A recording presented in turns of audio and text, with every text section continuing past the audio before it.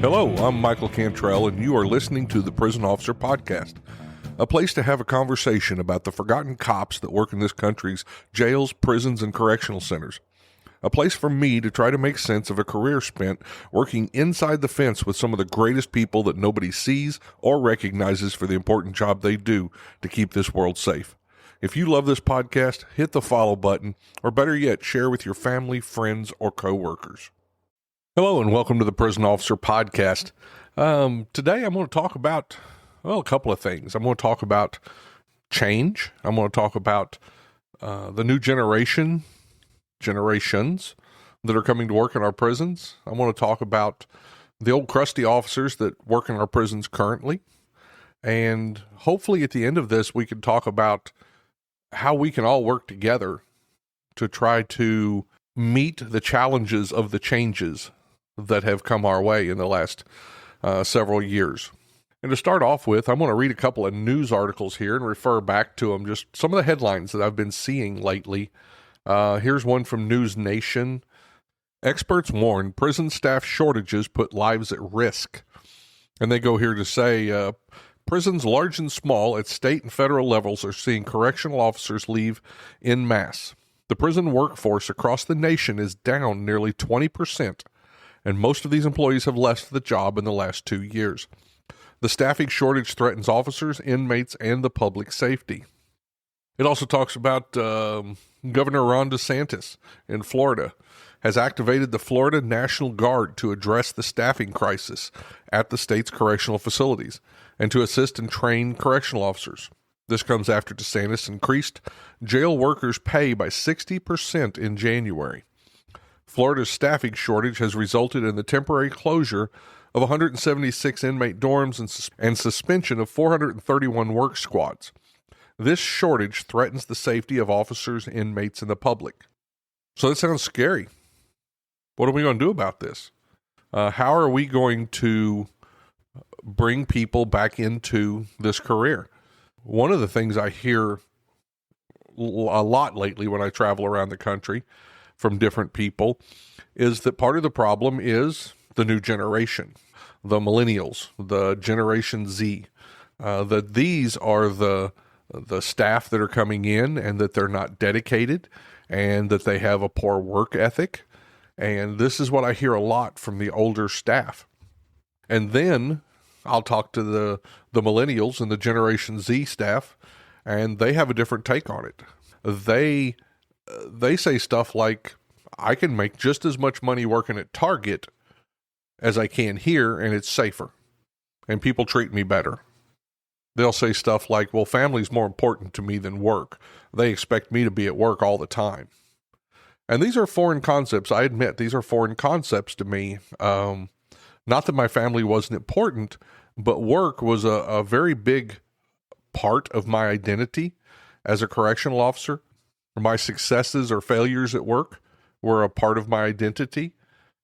My duty to the public was something that kept me strong, that kept me focused on why I was there and what I was doing. So how do we impart that? How do we get that new generation to feel a sense of duty to the public? How to feel good about being a public servant? How do we get them to be the sheepdogs, who will step up and keep society safe? And how do we prepare them to do this? And that seems to be where a lot of this comes into a head. Generation Z and the millennials, the new generations, they have a certain way that they like to learn, and it's a different way of learning than some of the ways that I learned coming into this business. And yes, I know I wish that we could just continue doing things just like we always have, and that the training that was put on a PowerPoint 20 years ago was still good enough for today. I wish that also. But the new generation learns things a different way. They look at things a different way. Change happens. We have to adapt. I remember the crusty old officers that, they pushed and criticized me every day. That first 6 months, that first year, I didn't think any of them liked me. But they didn't do that to defeat me. They did that to help me find my inner strength. They did that to let me find out how strong I was and what I really could stand up against. Because some of that you don't know when you're young. You've got to be pushed to find out how strong you are. And if you're never pushed, you're never going to find that out. So that was part of the reason they did that. And also, I think they knew they wouldn't be around forever, to watch me and watch over me. And it was important to them that I understood the job, how important the job was, how being meticulous with the job was. One of the things I remember is door pulls. God, I did door pulls, when they didn't have anything else for me to do. Hey, go pull the doors, and you'd go walk the tiers and you'd pull on every door to make sure that it was closed and that the locks were engaged. At that time we had lever hauls, and you had these big things that you racked and you pulled a lever and it locked the doors in place. And they'd go up and have us pull those over and over and over again. I was like, come on, is this really this important? This is what's going on through my mind. But I did it, and I felt like I was being picked on. Sure. Was it important that I pull every door? Was it important that I do that all the time? Well, here's what time and here's what experience teaches you. 99.9% of the time, it's not important. You don't need to go pull all them doors, right? They're locked. And that's what I thought as a rookie back then. They're locked, the lever came down. Why should I worry about this? I would think, we did a door pull at 3:00. It should still be locked. But age and experience teaches you that that's not necessarily true, because I know over the years I've pulled thousands and thousands of doors. It was something I always did, walking down the hall, even outside doors and inside doors. If I walked by a door handle, it was just habit. Taught me to walk through, and I would grab every door handle and I would turn it. And if it was closed, great. That door's locked. That's a good thing. If it was open, was it supposed to be open? If not, why wasn't it locked? So I did thousands of door pulls. But I can tell you, over almost 30 years, I have found a few doors unlocked during that time. And more importantly, I have found 2 doors that I remember specifically that were unlocked and would have allowed an escape or an assault. And they wouldn't have been caught if I wouldn't have been doing door pulls. Time teaches you things that school doesn't.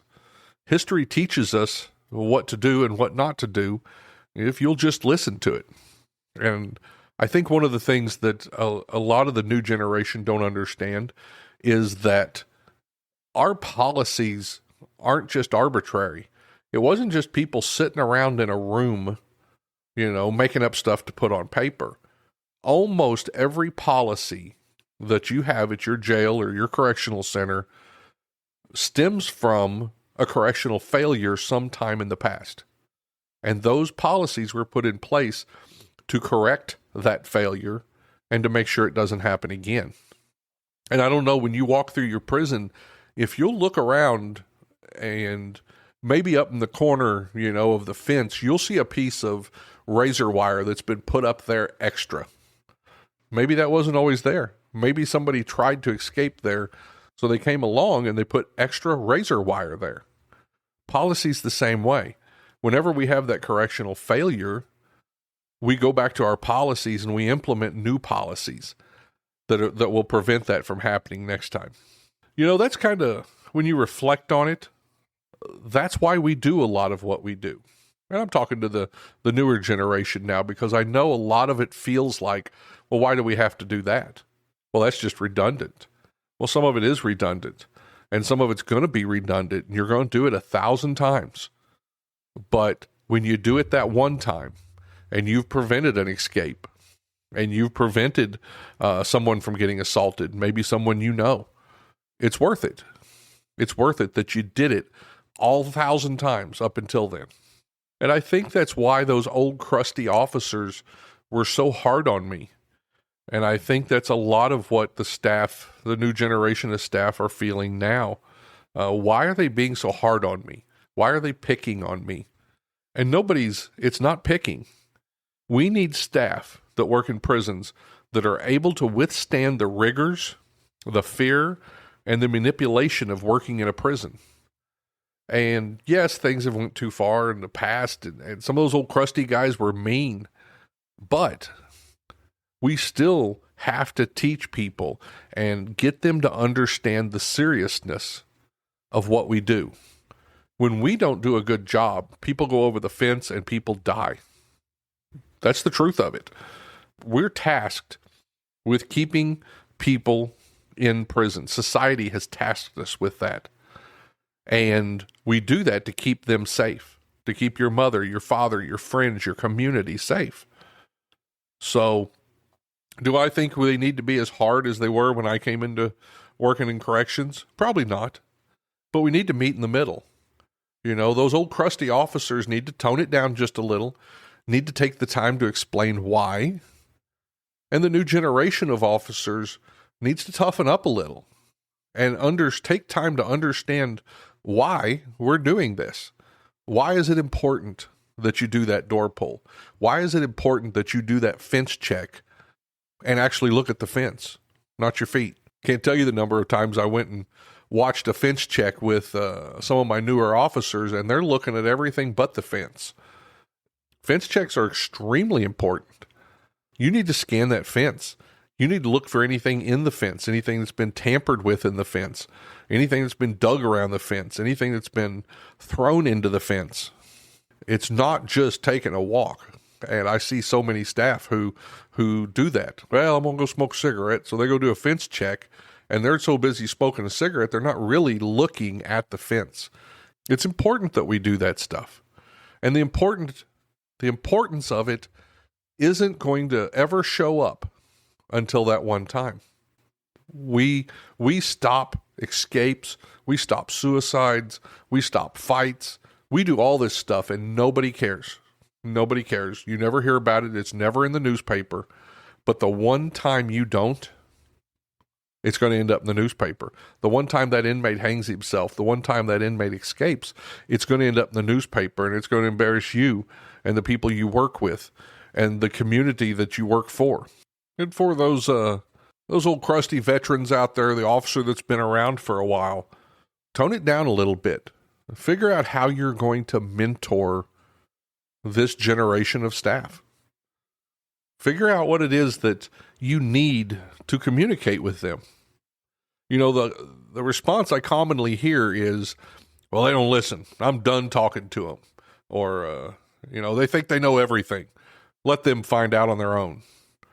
Well, we can't do that. Wake up, people. If this new generation doesn't do this job, there's nobody else to do it. I'm retired. A bunch of you are going to retire. And you've only got so many years to pass on what you knew, your knowledge. You've only got a certain amount of time to pass that on. And just like I talked to the new generation about how important it is for them to understand why they do stuff, the older generation needs to take time and understand why it's so important that they mentor. Because if you leave these new staff in prisons that they're unprepared to take care of, we're going to have problems. And that problem will spill out into the street. That's what they do. We have escapes. Those escapes turn into violence. We don't want that. You don't want that. You know, there was this cartoon once, and it kind of reminds me, the attitude that I hear sometimes, it kind of reminds me of this cartoon. And in this cartoon, there's this sinking boat, and one end's going under, and the other end's up in the air. It's still up in the dry, but the other end's going under, and there's a couple of sailors down there, and they're bailing as fast as they can, but the water's coming in the boat quicker than they can bail it out. And on the other end of the boat, still in the dry right now, is a couple of sailors who are saying, well, I'm sure glad that's not my end of the boat. People, we're all in the same boat. There is no us and them other than us and them as far as officers and inmates.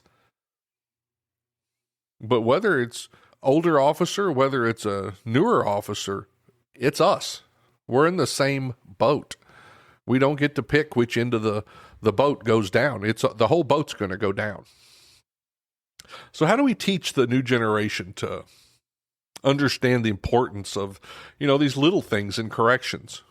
Well, first, and I'm talking mostly to the older officers here. The first thing we need to do is just engage with them. You can't just push them out at arm's length because they're different, because they think differently than you do, because they may be more in touch with feelings, or they may have different views in the world. That doesn't matter. We still have to engage with them. We still have to talk with them. And when I say talk with them, I don't mean talk at them. When you talk with somebody, you have a conversation. You ask them about things. You listen to their answers. You inquire about things that matter to them. And you learn from them when they answer. That's engaging. That's talking. That's how we grow. That's how we learn about each other. And that's what we need to do. That's what the older officers need to do. We need to ask them questions in order to understand how to make our training relevant to them. And I'll tell you a little story. Back when I was at United States Medical Center for Federal Prisoners in Springfield, one year I had this idea, and I went to the captain and I said, I'd like to qualify all the officers in pepper ball. I said, I think it'd really help, it'd be really good and, up morale. So I talked him into it, and he went along with it, spent the money it took to do that. So during annual training, we got together, and the DCT trainers and myself, we got together and we trained everybody in pepper ball.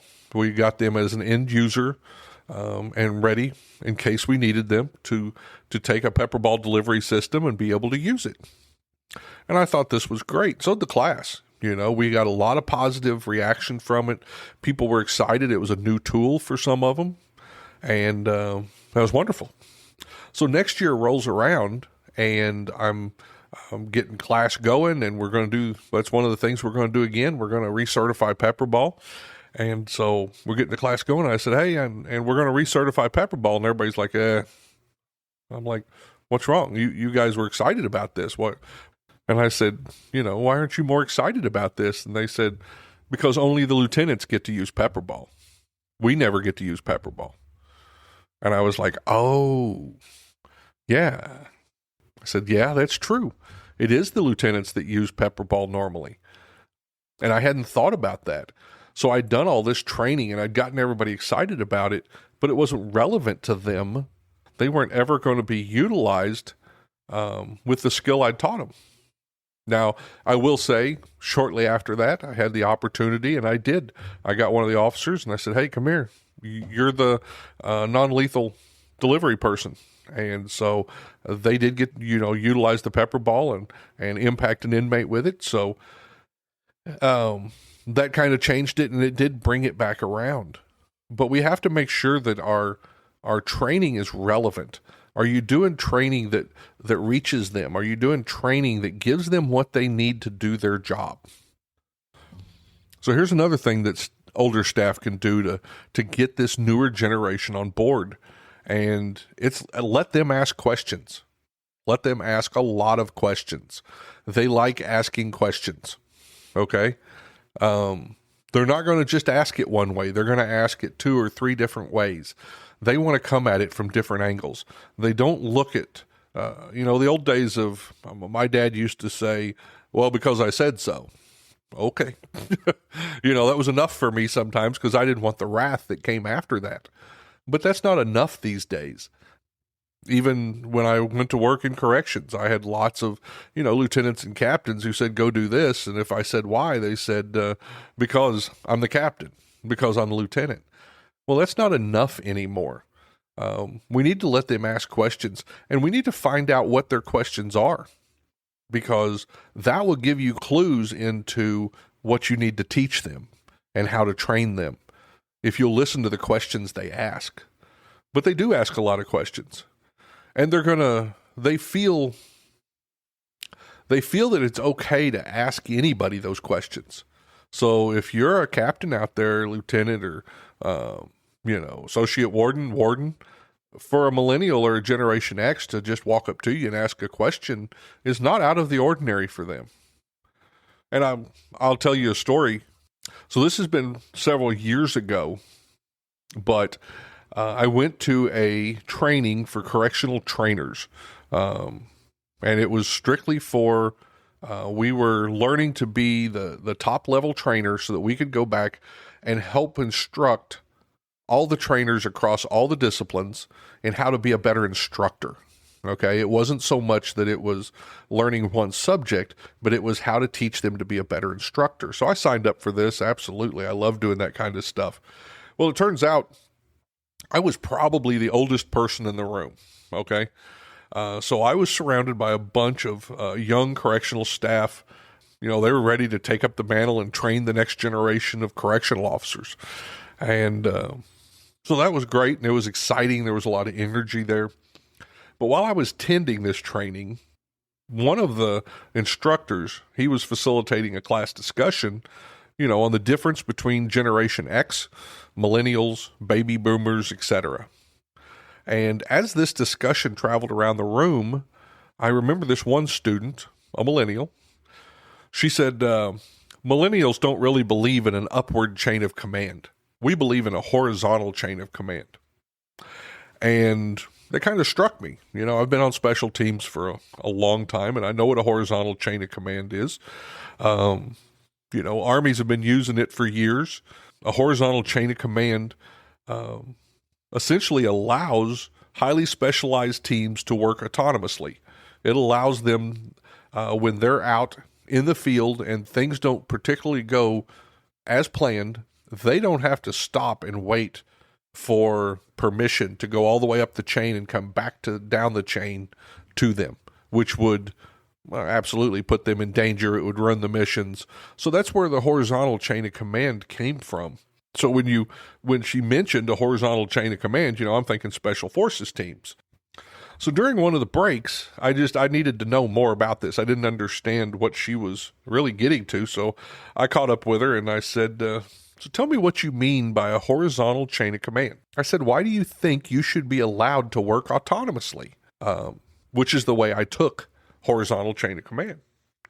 Well, she surprised me when she argued that it wasn't what a horizontal chain of command was. She said, it means that as an employee, I should have access to all levels of leadership. I shouldn't have to go through one supervisor in order to talk to a higher supervisor.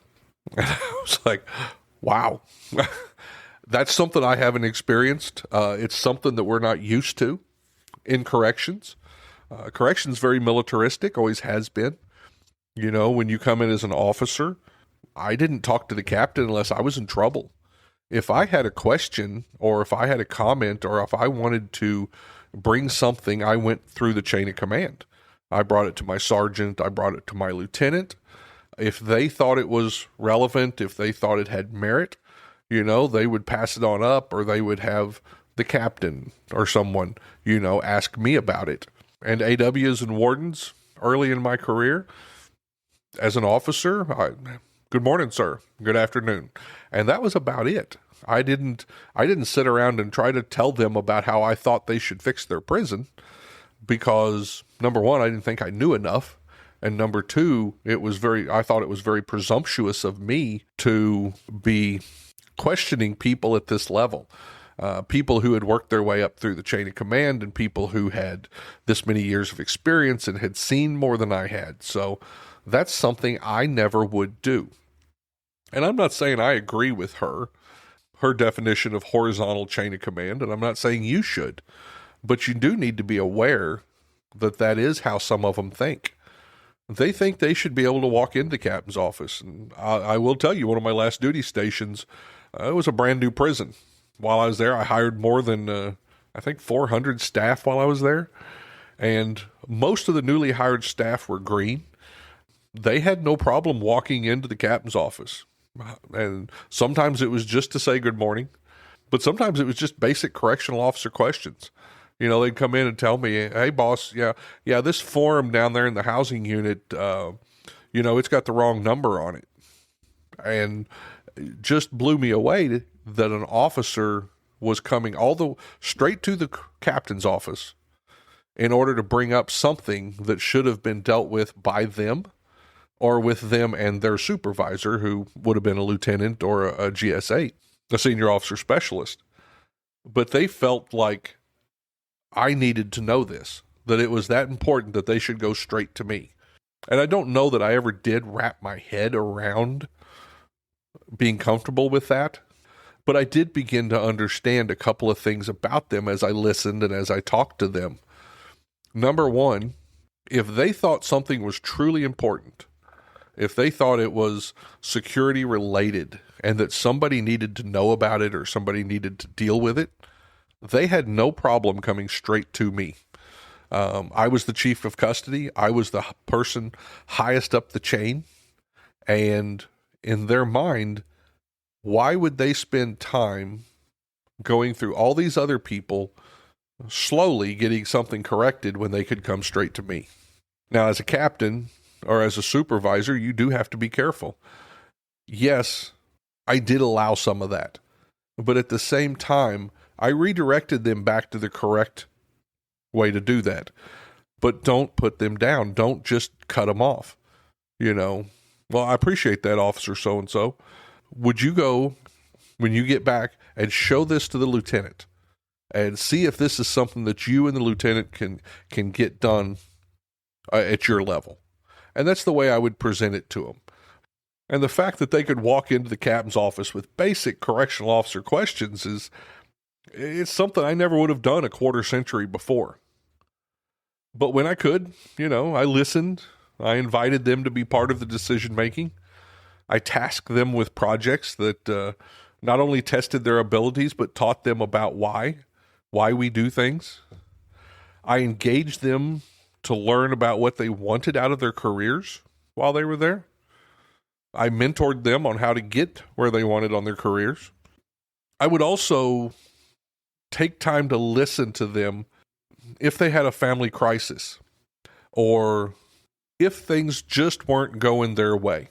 And although that is an unnatural thing initially for me to do, and it would have been an absolute unnatural thing for me to do to my supervisors, I did learn to understand that this generation needs you to be more involved in who they are.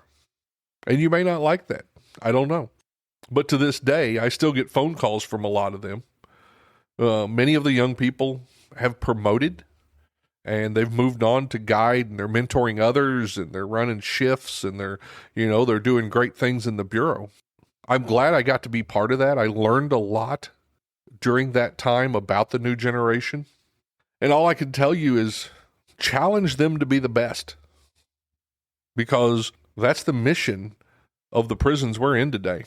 And I'm not going to say it's easy, but I will say it can be done. I'll say it has to be done. We need staff to work in our jails and prisons.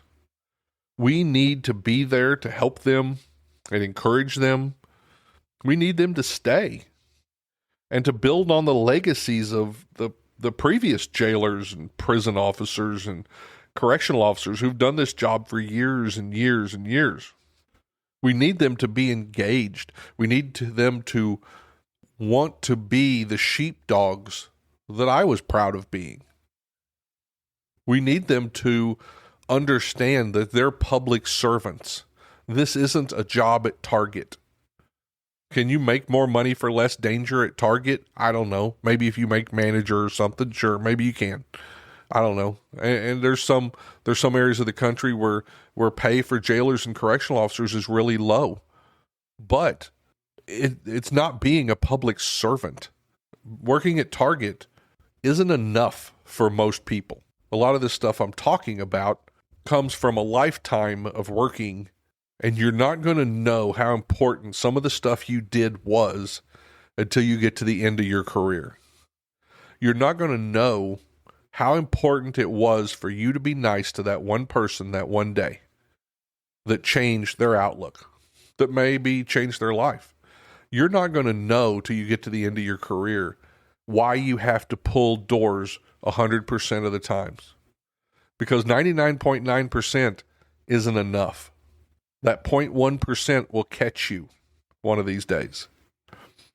You're not going to have the perspective till you get towards the end of your career to see how many people you influenced, to see how many people you mentored, to see how many people succeeded because of the words that you left behind with them, the legacy that you left where you worked.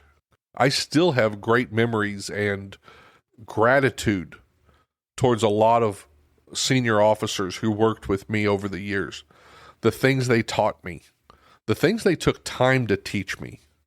And for the new generation, understand that when you have a senior officer who comes and teaches you something, and some of it's going to be so quick. Some of it's going to be you're doing a pat down in front of a grill, and a senior officer is going to walk by and go, "Hey, make sure those grills are locked back so that you don't actually get caught in them. You know, if there's a fight or a disturbance, make sure they're locked back to the wall so that the inmates can't tie them off and trap you in here." And then he's going to walk on by. And that's not just an offhand comment. That's years of working in corrections. It's probably something they saw happen during a disturbance. And for this new generation, when these older officers walk by and they say something like that to you, it's going to seem a little just offhanded. Well, that was just kind of quick. No, that was him taking time to help you, to give you a piece of the knowledge that he spent years gaining. You may, if you've got questions, go ask. And if you're the senior officers, please learn to listen to the questions. There's going to be a lot more questions. That's just part of the new generation's way of learning.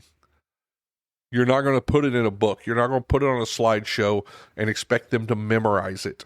If they ask questions, they get answers, and then they process it. So we've got to be more understanding of all the questions and not push them away when they ask them. When you're talking to this newer generation, when you're teaching them, training them, talking to them, it's not how you think you make them feel. It's how you actually make them feel. It's all about perspective. It's more important for you to understand how you make them feel. Whether or not they feel like they learned something. Do they feel you cared? Change is going to happen. Change has happened since the beginning of corrections. Change is going to continue to happen. I hate to tell the millennials this and the Gen Zs this, but in 20 years, you're going to be really frustrated with the rookies. Every generation has been. The generation that taught me were extremely frustrated with me. And my generation now they're getting frustrated with you. Someday you're going to be frustrated with the next generation. But for the older generation, just remember, the next time a millennial doesn't listen to you, or you feel like they didn't listen to you, take a breath. Engage. Talk with them. Find out how you can help them become a great officer. Because if you don't, who will? There is nobody else. This is the next generation. They have to pick up the torch and carry it forward. We have great legacies. And a lot of people aren't going to recognize the legacies that we have in corrections. But think about the stories. Think about when you listen to that old officer who tells you how things were 20 years ago. Those are our legacies. Those are what built us to where we are today. And things have changed over the years. They've changed a lot. I was one of the last officers at Missouri State Pen who had guard on his paperwork when he got hired. They were switching over to correctional officer. They were switching from names like Missouri State Penitentiary to Jefferson City Correctional Center. We went from convict to inmate. It's all change. It's changed a lot in the last quarter century, and it's going to change in the next quarter century. So I hope we can all come together and we can both learn to try to meet in the middle, because what matters is the public safety. What matters is the fact that our staff go home safe every day. And assaults are up. Oh my gosh. I read it in the paper every day, the number of staff that are getting assaulted. And some of that is lack of staff. Some of that is a lack of training and caring and duty. And the people who are going to fix this is the next generation. The senior correctional staff are the ones who have to give this next generation the tools. It's not an option. You can't let them fail. If they fail, society fails. Society doesn't exist without corrections. We are part of the law enforcement and the justice system. We keep society safe. If you opened up our prisons today, it would look like the purge. You know, some people will say that this job is tougher than it ever has been. And I agree. I don't think we're dealing with as many violent inmates and a level of violence that we had in inmates in the 70s and the 80s and the 90s.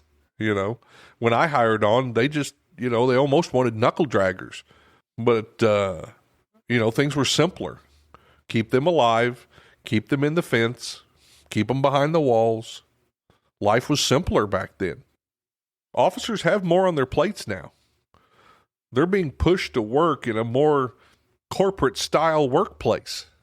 They have to use and trust technology. That was something we had to adapt to. We were resistant to technology. I needed a PR-24, I needed a radio, and I needed a logbook. That was it. I could do most things with those. This generation, they have to use and trust this technology, everything from emails to inmate tablets in the jails, and they have to do all of this while trying to prevent inmates from exploiting the new technology. The new officers, they have to be a scholar of the Prison Rape Elimination Act, PREA. It's not enough just to know the rule. You have to almost get a college degree to understand PREA at the level that it's been enforced and what the way it's affected our prisons.